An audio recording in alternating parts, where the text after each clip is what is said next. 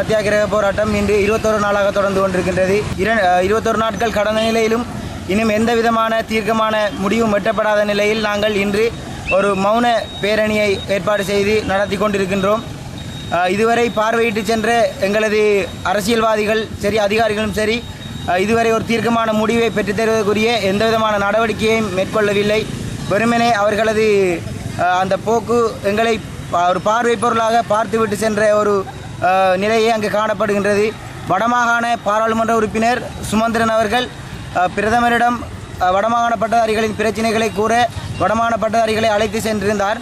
அவ்வாறு வடமாகாண பாராளுமன்ற உறுப்பினரால் செய்ய முடியுமாயின் மட்டக்களப்பை பிரதிநிதித்துவப்படுத்தும் பாராளுமன்ற உறுப்பினர்களால் அவ்வாறான ஒரு சந்திப்பை ஏற்படுத்தி கொடுக்க முடியாமை அவர்களுடைய அலட்சிய போக்கா அல்லது இயலாத தன்மையை காட்டுகின்றதா என்பது எமக்கு தெரியவில்லை.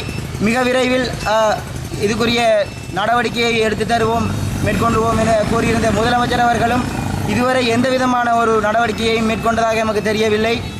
இதுவரை எம்மை 21 நாட்கள் கடந்த நிலையிலும் எம்மை அந்த இடத்திற்கு வந்து பார்வையிட்டு கூட ஒரு ஆறுதல் வார்த்தை கூறி கூட செல்லவில்லை.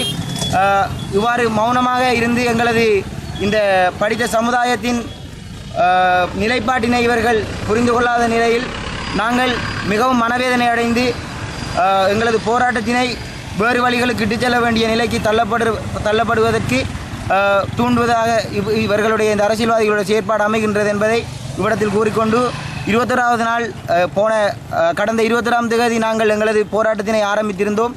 எனினும் இன்று 21 நாட்கள் கடந்துள்ள நிலையிலும் எந்த விதமான தீர்க்கமான முடிவும் எட்டப்படாத நிலையில் நாங்கள் தொடர்ந்து எங்களுடைய இந்த போராட்டத்தினை முன்கொண்டு செல்வதற்கு தயாராக இருக்கின்றோம் என்பதை இவ்விடத்தில் கூறிக்கொள்கின்றேன்.